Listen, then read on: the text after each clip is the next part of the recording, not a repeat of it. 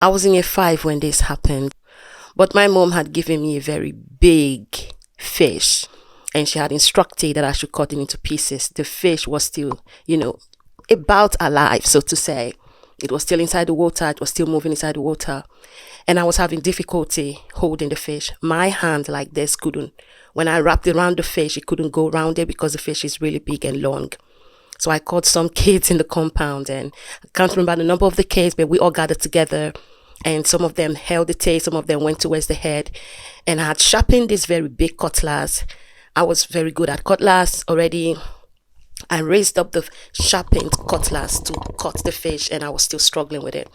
We tried again a couple of times, can't remember how many times we tried, but finally I raised up the cutlass high in the air, and with all the strength that experience and my age could summon, I raised up the cutlass with my hand on the fish like this finger on the fish like this, and as I cut it with all of my strength. As I cut the fish, my finger went with it. I want to skip my reaction. My finger went with the fish, but good enough, the only part of the finger that was left was the underneath tiny flesh. The bone was completely cut off.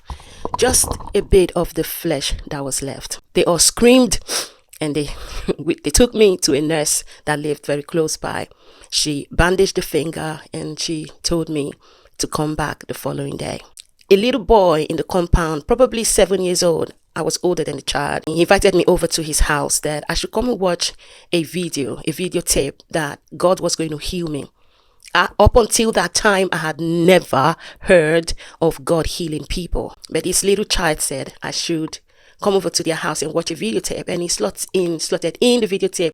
But then when he began to pray, the 7-year-old, the little boy said I should put the affected finger. He was there when I cut my finger. He said I should put that hand on the screen. I mean, a little child saying that. He said I should put the affected finger on the screen and that God was going to heal me, that I should believe that God was going to heal me. I just accepted what he was saying. It sounded really cool, strange. I'd never heard anything like that before. And, this coming from a child, you know what I'm talking about? I just, I did it because I admired the kids there. They could speak English language, which I didn't know how to speak. So I placed my finger there and Rehabonki prayed. I can't tell you that I felt anything, But then the following morning, in obedience to what the nurse had said I should do, I went back to her for her to examine the finger. And so she unwrapped it.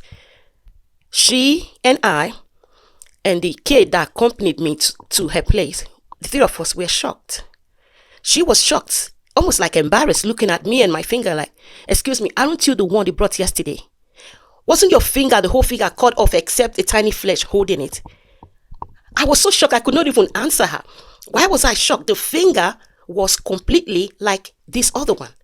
I mean, there was no sign that anything at all had happened to my finger.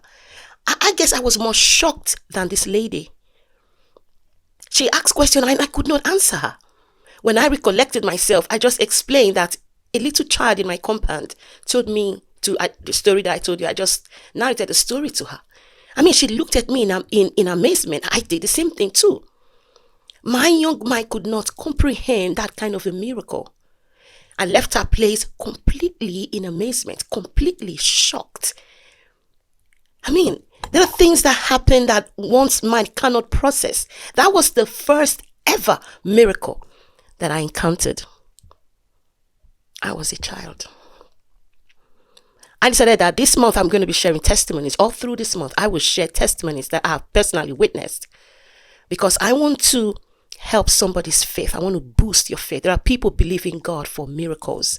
There are people believing God for divine intervention.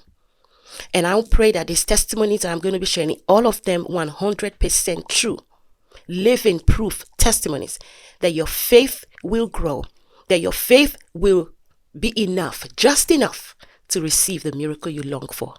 Thank you for listening. And I pray this helps you. God bless you. Bye. See you again very soon.